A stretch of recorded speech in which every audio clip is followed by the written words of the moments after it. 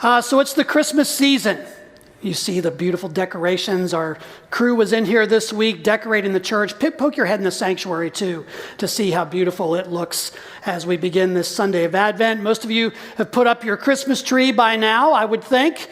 And you've probably thrown on some Christmas music, maybe watched your favorite Christmas movie, or maybe you have tuned into the Hallmark channel. How many of you are Hallmark Christmas movie fans?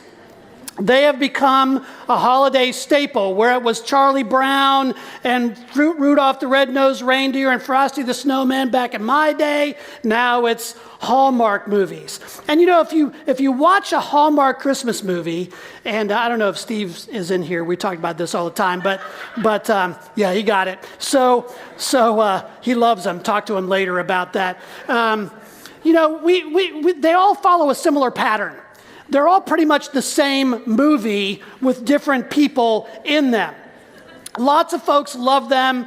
They see them as an antidote to the crass commercialization and stress that often accompanies the holiday season. But they all have a very similar plot formula. For example, in every one there is a beautiful but lonely woman, usually an actress from the 90s, somewhat familiar, who is the star. There is a dashing man, and it takes place in a town with a dumb name. A Christmas-related dumb name, like Garland, Alaska, or Hollyvale, or, and I swear this is one of the towns, Cookie Jar. Usually there is a dead spouse involved somewhere in the past, or a single parent.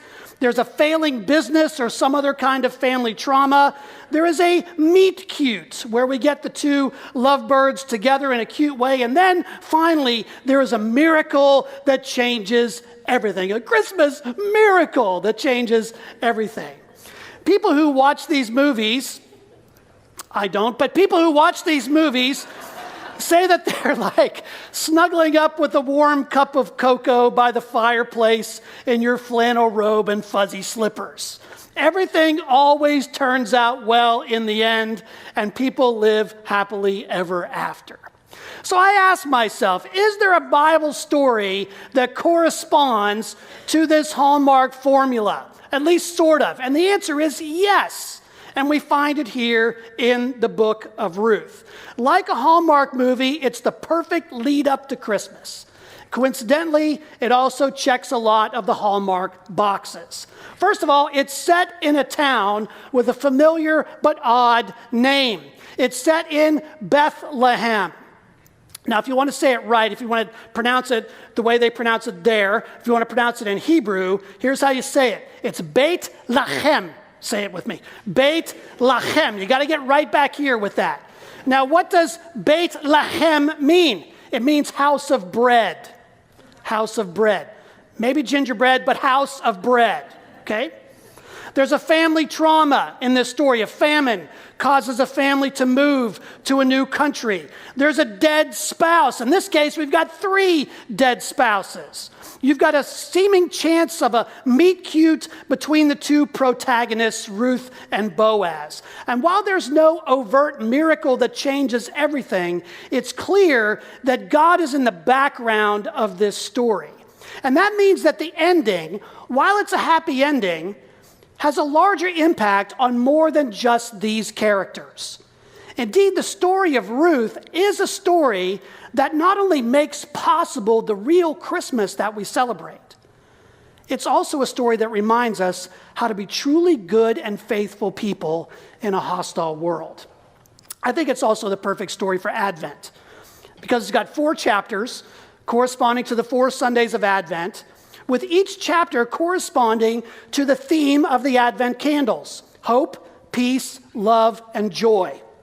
We learn more about each of these themes as we follow the narrative. So I encourage you, over the next several weeks, bring your fuzzy slippers, grab a cup of cocoa, and settle in for a Christmas movie that is really a hallmark of the gospel, a Bethlehem story, the Book of Ruth. But before we get there, we got to set the scene a little bit. We got to do a little bit of background, like sort of the beginning credits. Here's where we're at in the story. We have to see it in light of the larger story of the Bible and where it fits in the canon. Now, if you know the order of the books of the Old Testament, Ruth comes right after the book of Judges. And there seems to be a good reason for that, because if Ruth is a G-rated Hallmark movie, the book of Judges, well, it's an R-rated, bordering on NC-17 rated combination of war movie, skin flick, and slasher film.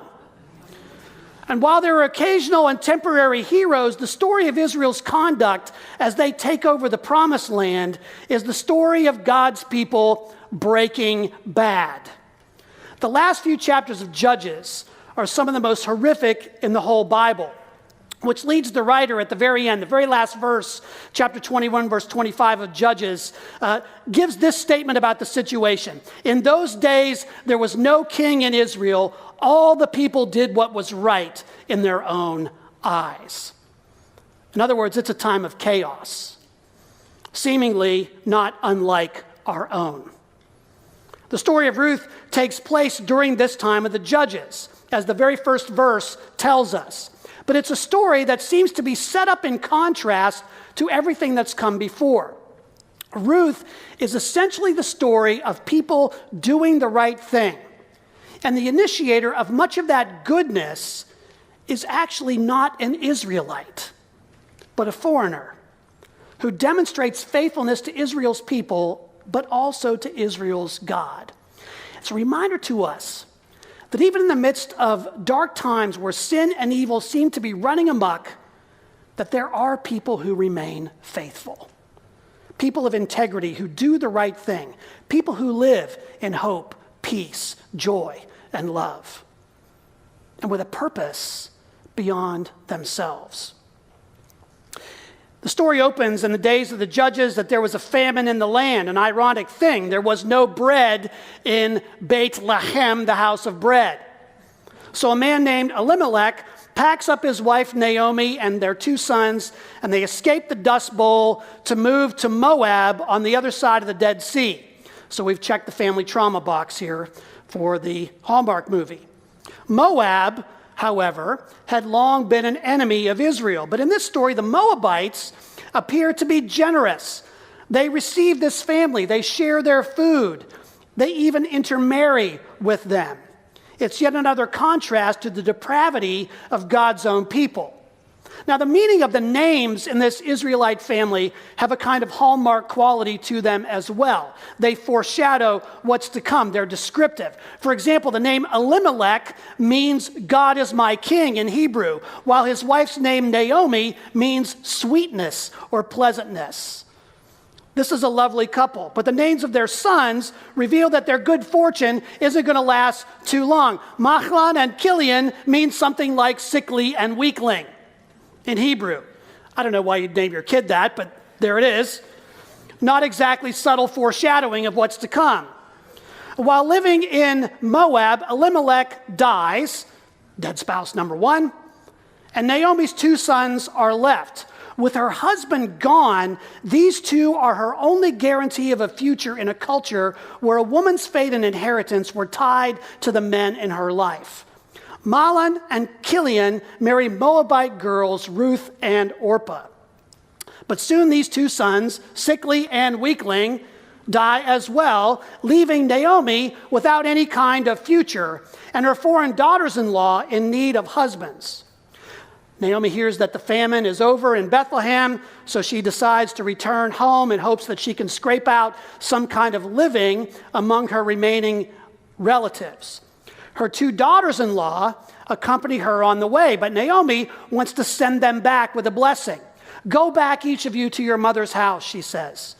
May the Lord deal kindly with you as you have dealt kindly with me and with the dead. May he grant that you find security, each of you, in the home of your husband. Ruth and Orpah initially refuse, but Naomi asks why. She barely has a future herself. And there will be no future in Bethlehem, in Israel, for two immigrant girls from enemy territory. Naomi has no more sons for them to marry, no workable timeline to provide them with sons to marry, and she even believes that the hand of her own God is against her. This is a hopeless situation according to the conventions of the day. Note what she says in verse 12. Even if I thought there was hope for me. In her grief and loss, Naomi sees no possible future with hope. She sees nothing but bitterness in her future. And who does she blame? She blames God. Indeed, she seems to think that her daughters-in-law will have a better chance not only going back to their own people, but notice what she says, go back to your gods. Orpah tearfully takes Naomi's advice and goes back. Now, there is no judgment on her in the text. It's the logical thing to do. It's the pragmatic thing to do. But verse 14 says that Ruth clung to Naomi. The older woman tries to talk some sense into her, to abandon this dead-end road that Naomi's on and go back to where at least she could have some prospects for the future. But that brings us to Ruth's famous speech in verses 16 and 17. If you know anything about the book of Ruth, you've probably read these two verses. Ruth replies, this is from the NIV, "Don't urge me to leave you or turn back from you. Where you go, I will go. Where you stay, I will stay. Your people will be my people, and your God, my God. Where you die, I will die, and there I will be buried. May the Lord deal with me, be it ever so severely, if even death separates you and me." And a lot of people will say this is a great kind of text to put on a Hallmark card, right? This is the kind of thing you want to share with people. It's a great sentiment. In fact, it's popular for couples to want to have this text read at their wedding. Whenever I do a wedding, I always ask the couple, do you have any scriptures you want to make sure that we highlight? And they will often say, oh, we love this passage from Ruth. And then I remind them that Ruth says this to her mother-in-law. Are you sure you want to go there? I'm just saying. But what Ruth says here, however, is more than just a sentimental kind of soliloquy. In fact, I would argue that what Ruth offers here is a profound definition of hope.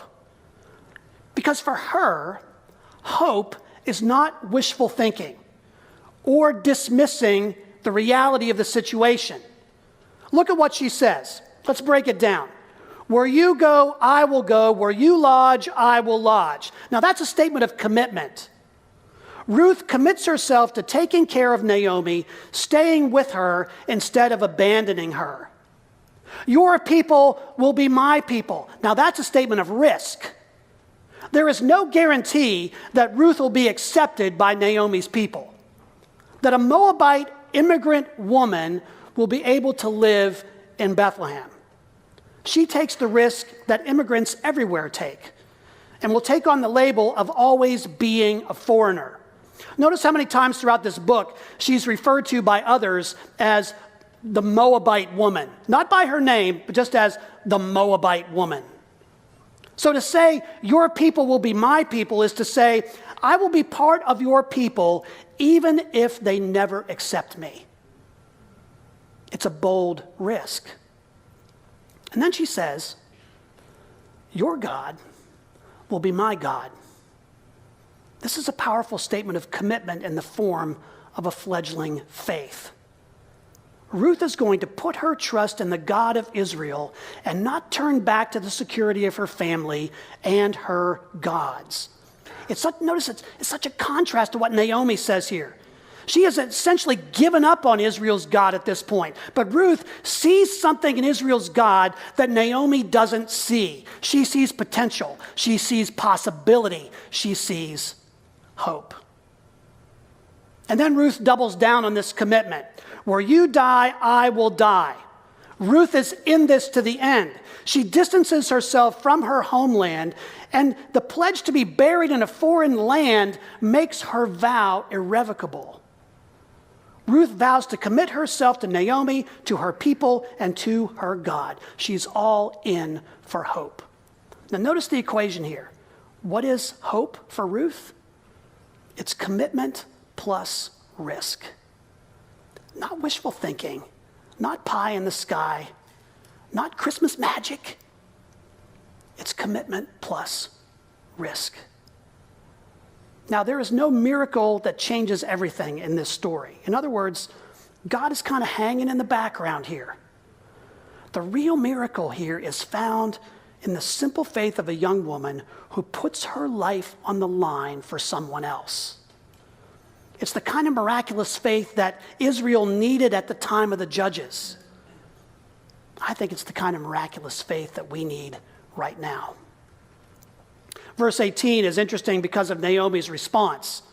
When Naomi saw that Ruth was determined to go with her, she said no more to her. Now, there are several ways you can take that. One of the things that I think about this, though, when you read the rest of the context, is that Naomi seems to be giving Ruth the silent treatment. After begging her to go back, Ruth says, no, I'm going with you. Naomi says no more to her. She gives her the silent treatment. Was it because she was angry that Ruth didn't take her advice? Is she stewing over Ruth's optimism and the fact that her daughter-in-law won't feed her bitterness? Isn't it terrible when you're in a bad place and you want to stay in that bad place? You hate it when that optimistic person sidles up to you and starts telling you it's all going to be okay. Shut up! Leave me alone. That's essentially what Naomi seems to be doing here. Notice that when the two women arrive in Bethlehem, Naomi doesn't even introduce Ruth. Maybe she's embarrassed because her son's married foreign women, or maybe it's because every time she looks at Ruth, she's reminded of everything that she's lost. Whatever the reasons, Naomi seems to be wallowing in bitterness at this point. Grief has become her sole identity. Call me no longer Naomi. Remember what that meant? Pleasantness, sweetness. But call me Mara, bitterness, because the Lord has dealt bitterly with me. I went away full, but the Lord has brought me back empty. Now, I know some of y'all have been through this kind of grief. I've been there myself. For some, that grief becomes the thing that marks them for the rest of their lives. Grief never goes away, let's be honest. But the question is, what will we do with it? It's ironic that Naomi tells her daughters-in-law to turn back to Moab, back to the place of grief, when she's the one that keeps going back there in her own mind. She is broken by the past. She sees no hope for the future. It's all bitterness and emptiness. But look at the reality. Of course, Naomi didn't come back to Bethlehem empty, as she claimed. She had Ruth, the one who didn't look back, despite her own grief and loss. In fact, you could argue that Ruth lost even more than Naomi. She lost not only her husband, but her home, her family, her religion, her country. But Ruth's approach to life was all about hope despite the circumstances.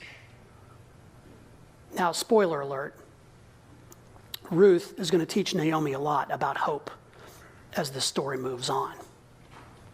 But on this Sunday when we light the first candle, the candle of hope, this story demonstrates to us, I think, the audacious power of hope. It's hope that drives this story. Hope doesn't look back in defeat, but always looks ahead. It pays attention to the scars of the past, yes, but it doesn't wallow in them. Hope is born of both risk and commitment. A commitment to others, a commitment to God.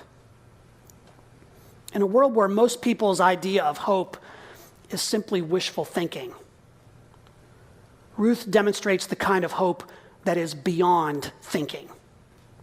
It's a kind of irrational hope, an audacious hope. It's the kind of hope that you can only have if you believe that there is a power greater at work in the world than yourself. A a power that can do more than we could possibly ask or imagine. At the beginning of Matthew's gospel, we read that Ruth is one of Jesus' ancestors. If you read that genealogy, there are 5 women mentioned. Ruth is one of them. Her place in the genealogy of Jesus would seem to make no sense at this point in the story. An immigrant widow who ties her destiny to an old woman and people who will likely reject her. I like to think that even though Jesus' ancestry is run through Joseph, who wasn't the biological father of the human Jesus, that the spirit of Ruth was part of his own spiritual DNA. Paul tells us that Jesus left behind the security of heaven to come among a human family as a servant, coming to demonstrate and proclaim the audacious, irrational hope of redemption, of resurrection, of the kingdom of God in the face of all kinds of adversity. Ruth will be the great-grandmother of King David, the answer to the chaos of Judges. Jesus, David's royal descendant, is the answer to the chaos of our times. He is the king we've been waiting for. Ruth is a big part of that story. And she's part of that story because of hope. You know, we're in a time where a lot of us are grieving losses. I don't know how many times in the last couple months I've heard people say, well, you know, before COVID, did they ever say that? We think about the world that's past. We think about losses in our own lives, losses to come. We live in a world where it seems like it's at the end of Judges, you know, when everyone is doing what is right in their own eyes. Time when there's no earthly king that we can trust. And yet here comes this story with this young Moabite woman who demonstrates to us the audacious power of hope in a God who comes to make all things new, a God for whom nothing is impossible. Now, like Ruth, that hope may not feel cozy, easy, safe, and warm like a Hallmark movie. It may feel more like hard work, dogged faith, irrational commitment. But it's hope nonetheless. Where's your hope today? Are you looking back at the past, grieving those losses, making them your identity? Or are you moving ahead, knowing that God is already ahead of you? Risk plus commitment equals hope. There's no greater formula for a great story or for a great life. May this be our story. In the name of the Father, and the Son, and the Holy Spirit. Amen.